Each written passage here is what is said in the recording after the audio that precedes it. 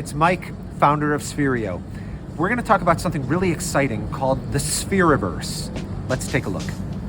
When I click the search, this center icon here is for the Spheriverse. It's like a bunch of little Spherios in a circle.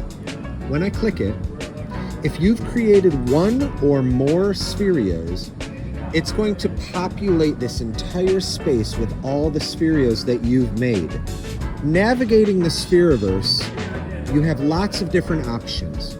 You can go from your lower burger menu here, marbleizing all of your Spherios at once, which makes them look more spherical.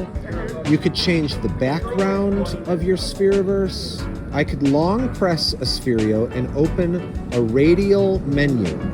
Now we have a different list of options for that individual Spherio. So if I want, I can blow it up.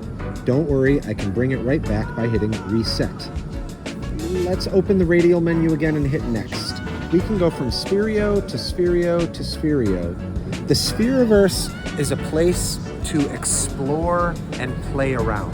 There's a lot to discover, and there'll be a lot more to discover in time as we keep building it. So, create yourself some Spherios and have some fun.